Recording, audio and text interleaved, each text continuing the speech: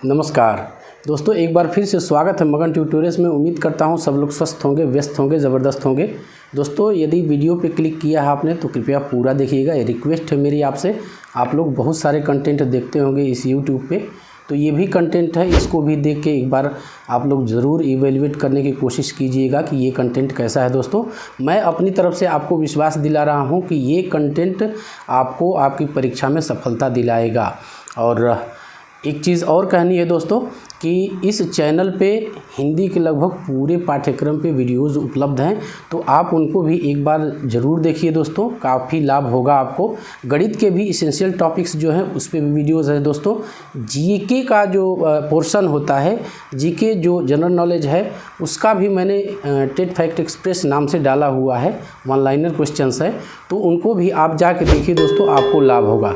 आप इस चैनल से जुड़िए दोस्तों, और थोड़ा सा तो आप परखिए। कहने का मतलब ये है कि यदि आप ज्ञान थोड़ा सा ज़्यादा ले लेते हैं तो ऐसा नहीं है कि आपको नुकसान होगा।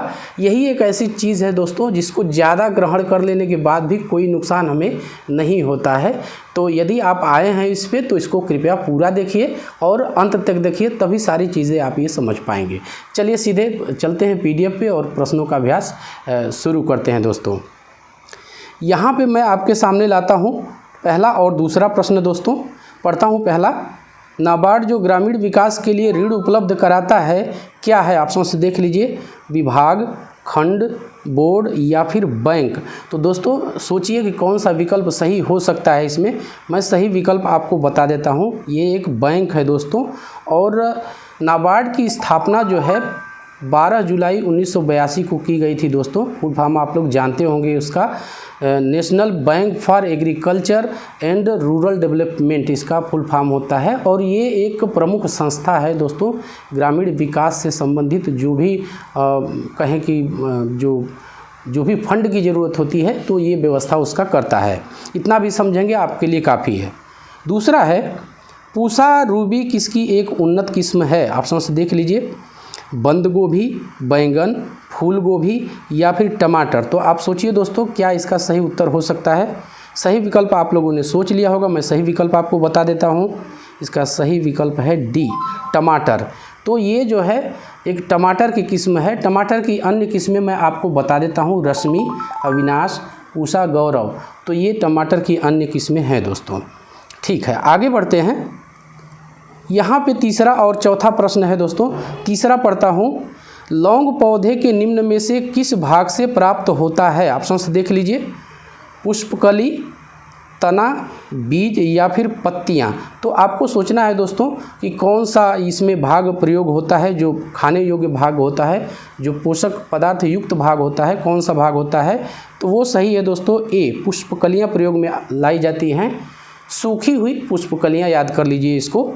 ठीक है, चौथा है, पंचायती राज प्रणाली किस सूची का विषय है? तो देख लीजिए, संघ सूची का है या फिर राज्य सूची का है, समवर्ती सूची का है या फिर इनमें से कोई नहीं। तो आप दिमाग लगाइए दोस्तों, किसका विषय है ये? तो दोस्तों याद कर लीजिए, राज्य सूची का है। इंपॉर्टेंट क्वेश्चन है, बार बार पूछा जाता है दोस्तों। आगे बढ़ते हैं। यहाँ पे हमारे सामने है पाँचवा और छठा प्रश्न। पाँचवा पढ़ता हूँ, देख लीजिए, भारतीय अर्थव्यवस्था में कृषि के योगदान की स्थिति है। ऑप्शन से देख लीजिए, योगदान स्थिर है, घट रहा है, बढ़ रहा है या फिर इनमें से कोई नहीं। तो आप सोचिए और बताइए कौन सा विकल्प सही हो सकता है दोस्तों। सही विकल्प है बी।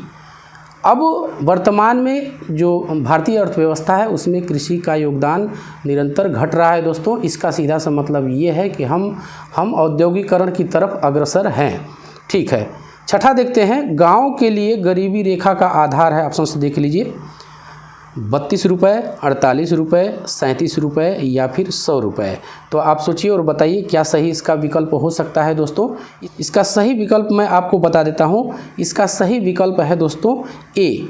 यदि 32 रुपये तक है प्रतिदिन की आमदनी तो उसको गरीबी रेखा के नीचे नहीं माना जाएगा। यदि 32 रुपये प्रतिदिन के हिसाब से कम खर्चा करता है कोई ग्रामीण, तो उसको हम गरीबी रेखा के नीचे मानेंगे। और यही फिगर दोस्तों शहरों में 47 रुपये प्रतिदिन है। यदि कोई शहर का निवासी 47 रुपये प्रतिदिन से कम खर्च करता है तो उसको गरीबी रेखा के नीचे माना जाएगा। समझ गए होंगे। ठीक है दोस्तों, आगे बढ़ते हैं और यहाँ पे हमारे सामने है 7वां और 8वां प्रश्न। 7वां पढ़ता हूँ दोस्तों। उत्तर प्रदेश की निम्न योजनाओं में से कौन केंद्र द्वारा प्रायोजित नहीं है, इस पे हमें ध्यान देना है। जहाँ पे नहीं आ जाए तो आप वहीं पे सावधान हो जाइए दोस्तों, क्योंकि खतरा हो सकता है। क्योंकि ये जो होता है ना, सारे विकल्प सही होते हैं, बस एक ही विकल्प उसमें गलत होता है। तो जैसे ही सही विकल्प पे हमारी नज़र पड़ती है तो हम जल्दी से उसी को टिक कर देते हैं।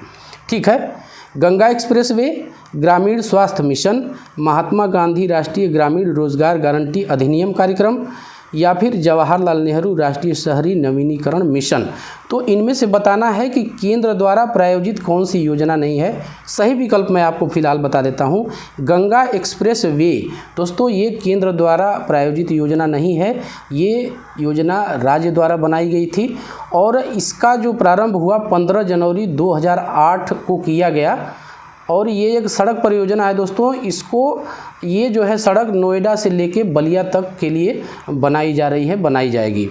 ठीक है, 8वां है सर्व शिक्षा अभियान से आच्छादित कौन सा आयु वर्ग है। ऑप्शन देख लीजिए, 4 से 10, दूसरा है 4 से 8, 6 से 14 या फिर 5 से 15। दोस्तों मैं मान के चल रहा हूँ कि इसका आंसर आपको पता होगा।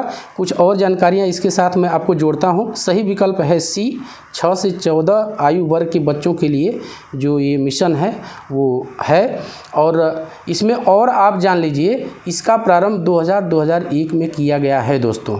जो सर्व शिक्षा अभियान है, SSA जिसको हम शॉर्ट फॉर्म में बोलते हैं, तो इसका प्रारंभ 2000 मान के चलिए, 2001 दिया होता है किताबों में, लेकिन यदि कहीं पे 2000 दिया है या फिर 2001 भी दिया है तो दोनों विकल्पों में से वो आपका सही होगा। दोनों विकल्प में 2000 और 2001 नहीं देगा, ऐसा आप मान के चलिए दोस्तों।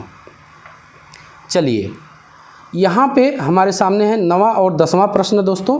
9वां पढ़ता हूँ।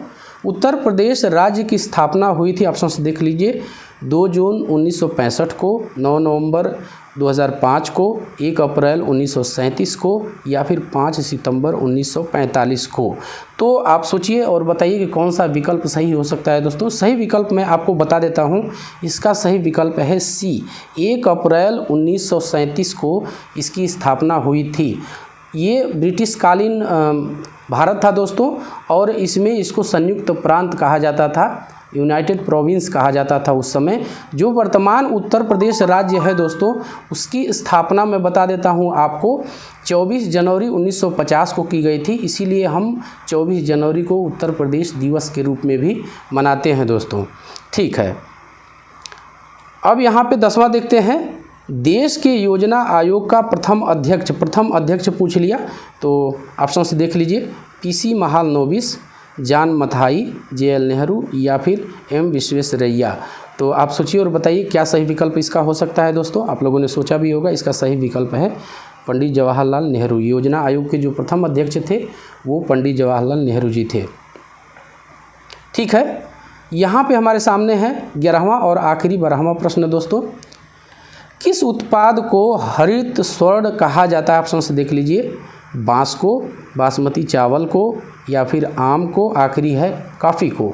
तो आप सोचिए दोस्तों क्या सही इसका विकल्प हो सकता है। सही विकल्प मैं आपको बता देता हूँ, ए, बांस को हरित स्वर्ण कहा जाता है दोस्तों। काफ़ी उपयोगी होता है और जो पूर्वोत्तर भारत है, खास करके कहें पूर्वोत्तर भारत में इसकी आसाम, अरुणाचल प्रदेश, ये सब जो राज्य हैं यहाँ पे इसकी पैदावार खूब होती है और तमाम चीज़ें, यहाँ तक कि कागज़ भी बनाए जाते हैं दोस्तों। तो ठीक है, 12वां और आखिरी है दोस्तों, किसान चैनल का प्रधानमंत्री द्वारा उद्घाटन किया गया। महत्वपूर्ण है दोस्तों, पूछा जाता है बार बार, ग्रामीण परिवेश से संबंधित ये पेपर होता है और इसमें इस तरह के प्रश्न काफ़ी पूछे जाते हैं। ए है 1 मई 2015, 15 अगस्त 2015, 26 मई 2015 या फिर 26 जनवरी 2015। तो इन चारों विकल्पों में से दोस्तों आपको सही विकल्प का चयन करना है।